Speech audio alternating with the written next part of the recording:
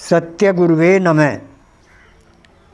साधक को आध्यात्म ध्यान साधना करते समय आहार का विशेष ध्यान रखना चाहिए। यदि आहार साधक का श्रेष्ठ नहीं है तो साधना में सफलता नहीं मिलेगी। अब जैसे आहार में क्या लेना है, यदि किसी को सुविधा हो जाए तो जैसे फल, सब्जियां कच्ची और हल्के फुल्के मेवे, जो अधिक नहीं कम मात्रा में लेने चाहिए क्योंकि ये भारी हो जाते हैं। और साठी चावल, दलिया मीठा हो या नमकीन, वो अपनी इच्छा के अनुसार है, या कभी मीठा बना लो कभी नमकीन बना लो। और फिर भोजन भी लेना है और भोजन भी साधना के हिसाब से ही लेना है।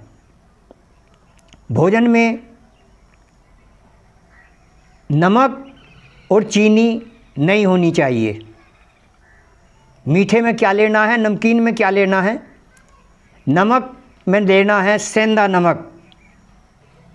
सेंधा नमक बहुत बड़ी औषधि है और साधक को बड़ा बल मिलता है इससे। साधक को क्या है, सभी को खाना चाहिए सेंधा नमक। तो मीठे में चीनी नहीं खानी चाहिए किसी को भी, और साधक को तो खानी ही नहीं चाहिए क्योंकि साधना में बाधा आएगी।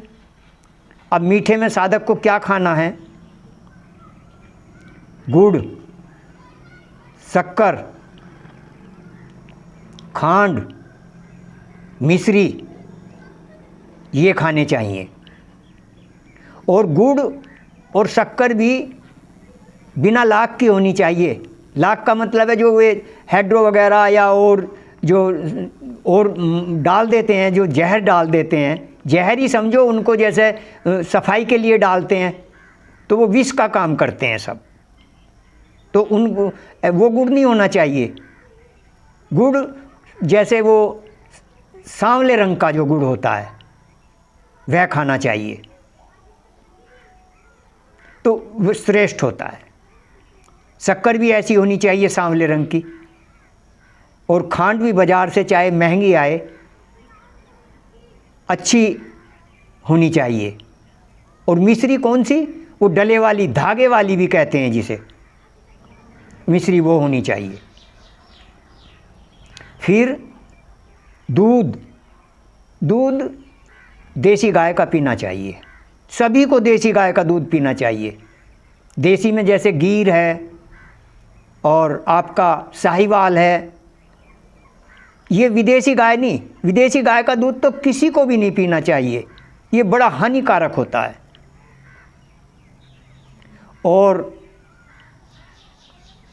जैसे हल्का फुल्का भोजन जो परिश्रम करते हैं लोग, उनको एक बार को भारी भोजन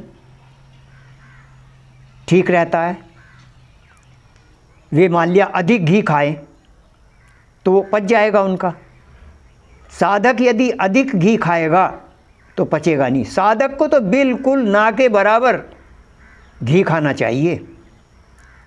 दूध भी बहुत कम मात्रा में पीना चाहिए। और साधक को क्या, सभी को दूध रात्रि में पीना चाहिए। रात्रि में जो दूध पिएगा वो ठीक रहेगा। तो मेरे मित्रों, जो ये आध्यात्म साधना है, आध्यात्म ध्यान साधना है, ये अंदर का विषय है।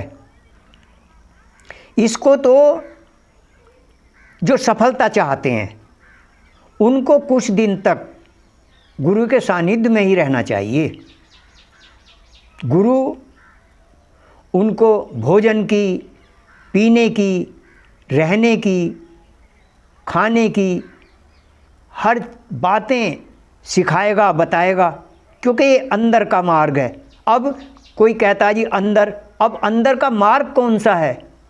जो गुरु होते हैं वो ये भी बता देते हैं कि अंदर को मार्ग कौन सा जाता है। अंदर का मार्ग कहाँ है, तो अंदर का मार्ग गुरु ही बताएगा। कौन से मार्ग से अंदर जाएंगे। तो मित्रों, बहनों, आध्यात्म साधना करने के लिए गुरु जरूर बनाना चाहिए। कोई कहे कि मैं बिना ही गुरु के काम चला लूँगा तो बड़ा कठिन कार्य है, नहीं चल पाएगा।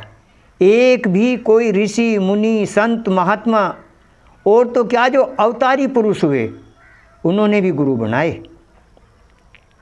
श्री राम ने गुरु वशिष्ठ के यहाँ 20 साल तक विद्या ग्रहण की। तो बताइए, ध्रुव भगत नारद मुनि के आश्रम में उन्होंने विद्या ग्रहण की। तो ये तो गुरु के पास बैठकर ही सीखा जाता है। अब जो है समय कुछ ऐसा आ चुका है, आदमी इतना मतलब कार्य में व्यस्त रहता है कि वो 1 घंटे के लिए भी काम नहीं छोड़ना चाहता। हम ये नहीं कह रहे कि काम छोड़ दो, काम नहीं छोड़ना, काम करते करते ही साधना करनी है। मित्रों, मैं भी परिवार में रहा और ये नहीं कि कोई बहुत ही संपन्न परिवार था, मतलब ठीक था, पर हम 1 घंटा सवेरे 1 घंटा शाम को साधना अवश्य करते थे और परिवार का पालन भी करते थे। तो ये नहीं, लोग ये कह देते हैं जी परिवार, हम तो परिवार वाले। भाई परिवार वाले हम भी थे, हमने भी तो ये 1-1 घंटा, देखो 24 घंटे होते हैं, 24 घंटे में 2 घंटे तो हमें अपने लिए निकालने हैं जी। तो 2 घंटे निकालो मेरे मित्रों, मेरी बहनों, तो आपका भला हो जाएगा। और ये इसके बिना, आध्यात्म साधना के बिना जीवन में सफलता नहीं है। कहा भी है, नाना वेद पठन लोके नाना देव पूजनम आत्मज्ञान बिन सर्वकर्म निरर्थकम। यदि इस मानव चोले में आत्मज्ञान नहीं हुआ तो जो भी कुछ किया है सर्वकर्म, सारे कर्म निरर्थक हो जाएंगे, बेकार हो जाएंगे। तो बताइए क्या लाभ उठाया मानव जीवन का। तो मेरे मित्रों, यदि किसी को उद्धार करना है, इस जीवन को सफल करना है, भवसागर पार होना है, तो गुरु के सानिध्य में जाना चाहिए। और गुरु सरल से भी सरल मार्ग बता देता है।